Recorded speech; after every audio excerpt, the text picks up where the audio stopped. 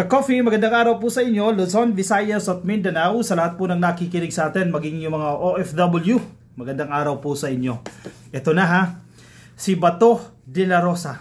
Talagang ito safe ito for the longest time Medyo naaresto na yung kanyang tatay Digong. Nag-file pa sila ng mga resolusyon dyan sa Senado para sa humanitarian consideration at pakawalan niya si Digong. Pero, hindi pa rin naaaresto ng ICC. Kasi matagal na pinag-uusapan yan na may warrant of arrest din daw para dito kay Bato de la Rosa. Pero hindi siya safe. Mukhang nanganganib na siya dahil nagsalita na naman po si Trillanes. Alam mo yung mga sinasabi ni Trillanes, hindi mo rin pwedeng basta na lang baliwalain Remember, ang unang nagsalita rin na may warrant of arrest yan, si Digong, si Trillanes. Ang problema lang, delayed. Di ba? So si Bato at yung iba pa niyang kasama, meron na raw pong warrant of arrest. At ilalabas daw po yan early next year. So kung 2026, pag sinabi natin early next year, mga January, February, or March, first quarter yang lalabas yung warrant of arrest ni Bato de la Rosa. Uy, naku po, lalo na kung hindi na siya senador. Kung ma-delay yan, okay lang din. Kahit ma-delay yung pagre-release ng warrant of arrest, hanggang dumating yung punto na hindi na siya senador, wala na siyang immunity. Kasi as of the moment, nagtatago pa rin po siya. Hindi ba nagtatago, no? Ang kanyang reasoning, hindi siya basta-basta arestuhin at poprotektahan siya dapat ng kanyang pinagtatrabahoan, ang Senado, no? Kung hindi na siya senador, mabilis na siyang maaresto. Ang Malacanang nagsalita na rin po dyan patungkol sa usapin ng ICC. At ganun pa rin naman yung punto ng Malacanang Hindi pa rin po nagbabago yung kanilang take dyan. Wala kaming kinalaman dyan, di ba? Wala kami yan, hindi kami yung nagkaso niyan. Kasi ang ini-insist ninyo, si Presidente Marcos yan, nagpakulong kay Tatay Digong, o kung ano man yan. Teka, hanapin ko sa inyo Ito. Kung nakita nyo na ito, yan, ang isang araw pa ito Ngayon lang natin nagawa ng video, yung si Bato de la Rosa at si Senator Bongo. At ang balita at ang caption, no? ICC arrest warrants versus Bato de la Rosa, Bongo, may be released early 2026, ang sinasabi po ni Trillanes. Patungkol pa rin po yan sa controversial na Tukhang, di ba? Yung programang Tukhang ni Digong kung saan walang kamalay-malay yung mga inosente pinagpapatay, di ba? Yung suspect pa lang pinagtsutugi na kasi yun ang gusto ni Digong Wakasan agad yung mga yan Si Digong nagdurusa na ngayon, di ba? Bagamat idinadahilan nila na matanda na ito at mahina na ito, pero nagdurusa na po yan sa mga pinaggagawa niya nung siya mayor pa lang ng Davao at presidente na po ng Pilipinas. Marami naman silang nakitil dyan Ang nakakatawa nga lang, no, yung sinasabi ng ilan na supporters ni Digong, hindi na ba kayo naaawa sa matanda? Di ba? Ilang taon na yan, 80 na yan, sumahina na yung matanda na yan, maawa naman kayo, di ba? Nahihirapan na yan dyan, nakakulong pa yan dyan, hindi kasama yung pamilya, hindi na kayo naawa. Ibalik natin yung tanong, hindi ba siya naawa? O yung kanyang mga kasamahan, hindi ba siya naawa doon sa mga magulang ng inosenteng kabataan? 3 years old, 17 years old, walang kamalay-malay pinagtsutugi ng mga pulis. Hindi ba siya naawa doon? Sino ba nag-utos niyan? Diba? Hindi ba siya naawa doon sa mga tricycle driver na sinakyan lang ng mga runner? Yung mga suspect pa lang, hindi pa napatutunayan na sila ay may sala, pinagtsutugi na, hindi nabigyan ng due process. Hindi ba sila naawa doon? Yun, tanongin ninyo sa sarili nyo yan. Former Senator Antonio Trillanes IV said the only pending arrest warrants from the International Criminal Court are for Senators Bato de la Rosa and Bongo, who he says will be named principals too in the war on drugs. Sa madaling sabi, kung yan ang sinasabi ni Bato na dalawa na lang yung pending na warrant of arrest, absuelto na yung iba. Di ba? Yung, ano ba tawag natin dyan? Co-perpetrators ba sila? O ano ba yan? Principal perpetrators o co-perpetrators? Kasi yan yung kanilang mga term na sinasabi. Kasi previously, lumabas din po yung pangalan ng mga dating PNP chief mga opisyal ng Philippine National Police. Halimbawa sila Albayalde, lumabas din kanilang mga pangalan na eventually daw i-arresto yun din ng warrant of arrest. Pero safe na sila. Kung totoo itong sinasabi ni Trillanes na ang pending na lang po na warrant of arrest ay para kay Bato at para kay Bongo, edi safe na itong mga pulis na ito. 'Di ba? Ganoon lang yan si Bato hindi safe. Yung iba safe na. Paiimbestigahan pa nila ka-coffee. Ito si Robin Padilla nag-file pa sila ng Nakakatawa ito, no? Ito na sa Inquirer ito, no? Nag-file sila ng resolution dyan sa Senado, no? Senator Robin Padilla has asked the Senate to investigate the alleged designation of former Senator Antonio Trillanes IV by the state to conduct a welfare check on former President Rodrigo Roa Duterte. Anong pinaghuhugutan yan?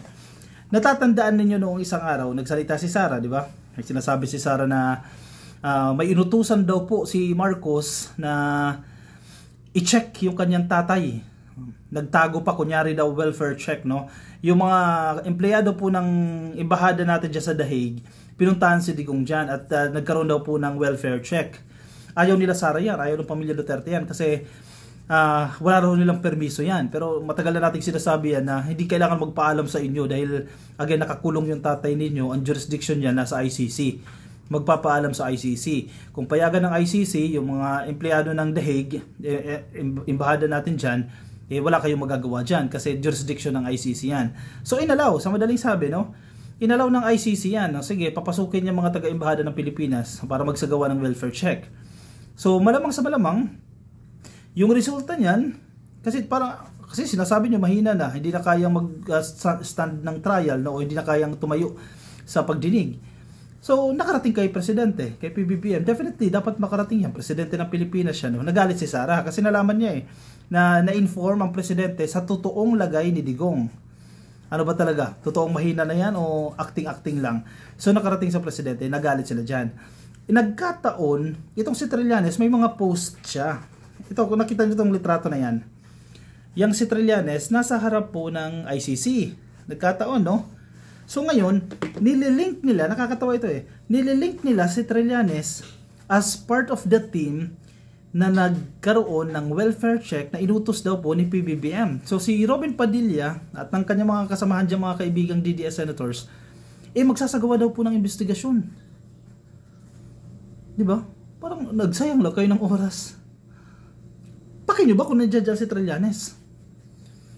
Wala ba siyang karapatan na magpunta sa harap ng ICC? Kung sa looban niya pumunta, wala tayong pakialam.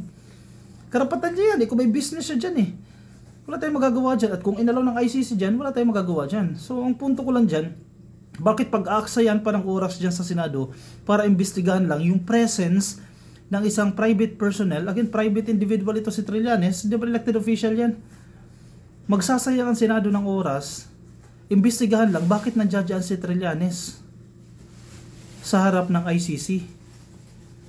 Ano ba yun? Tama ba yun? Robin Padilla? Senator Robin Padilla has asked the Senate to investigate the alleged designation of former Senator Antonio Trillanes IV by the state to conduct a welfare check on former President Rodrigo Duterte. So ito, mas complicated na. May official designation na. Itinalaga daw po ng Estado. Itinalaga ng gobyerno ng Pilipinas. Wait, meron ba? May nabasa ba kayong pinublish ang Presidential Communications Office? May nabasa ba kayong memorandum? May nabasa ba kayong dokumento na itinatalaga si Trillanes bilang maging parte ng magsasagawa ng welfare check kay Digong? Wala tayong nakikita. So as of the moment, hindi natin kakagatin yung ideya nila na sinasabi nilang dinesignate si Trillanes. That's the first point. No? Second point, kung totoo mang itinalaga siya ni PBBM, let's say PBBM, no, na maging parte nitong welfare check o ng DFA, anong paki nyo? Diba? Wala kayong paki dyan. Discretion nila yan. Discretion ng DFA yan. Discretion ng presidente yan. Kung italaga si Trillanes to whatever capacity o kung anumang functions ang gagawin niya dyan, wala kayong pakialam dyan. Ano, papaalam pa kay Robin Padilla? O Robin Padilla, itatalaga ko si Trillanes, na parte na mag-welfare check. Papaalam pa ni presidente? Papaalam pa kay Bato? Ganon? Duterte has been detained in the International Criminal Court's prison facility in The Hague, Netherlands, since March this year in connection with the thousands of deaths linked to his administration's tukhang. Padilla's proposed inquiry was contained in Senate Resolution number 141, which he filed on September 30. Ang akin dyan, kung iaalaw pa itong investigasyon na yan, which is dadaan naman kay Tito Soto yan sa Senate President, katawa-tawa na naman ang Senado dyan. Ngayon nga, pinagtatawanan na sila sa medyo magulong investigasyon nila dyan sa flood control projects. Pinagtatawanan na ang Senado. Mas lalo kayong pagtatawanan once na imbestigahan nyo itong presence lang ng isang individual sa harap lang ng ICC. Ano ba kung nagkunya-kunya ring post lang yan dyan? Diba? At saka anong pake nyo dyan? O hindi kayo atras ni Trillanes. Sabi ni Trillanes, hindi go. O, imbestigahan nyo ako. O sige, go. Pupunta siya. Eh, sa tapang ni Trillanes aasa rin lang kayo lalo niyan. Diba? O, dalhin nyo yan dyan sa Senado. Kawawa lang kayo dyan. Bakbakan ka lang dyan, Bato. Bakbakan ka lang dyan, Robin Padilla. Hindi kayo urungan yan. Publicity pa kay Trillanes yan. Mas gusto niya pa yan. O, imbestigahan nyo. O, sige, pupunta yan. Sinabi niya rin naman sa kanyang statement O, sige, welcome sa akin yan. Imbestigahan nyo ako dyan. Sinong katawa-tawa dyan? Sila Robin Padilla. Buti sana kung sila lang Ang buong Senado. Bakit inalaw nyo yan? Anong take ng Department of Justice dyan? Nasa Philippine Star din ito. Ito yung pinaka-latest. Ito yung latest, no? DOJ's chief mom on possible Bato de la Rosa arrest. In fairness naman kay Boying Rimulya, di ba nag-fake news yan kung wala kami nakikitang warrant of arrest paano namin sasabihin na may warrant of arrest? Diba? Basic lang yan. As of the moment, wala kami nakikitang warrant of arrest. So, ang sagot namin dyan, wala. Pero kung meron, bakit naman ipapangalanda ka na may warrant of arrest? Common sense lang yan. Nagtago si Bato dyan. Yun lang yun Gets nyo? Nasa Philippine Star.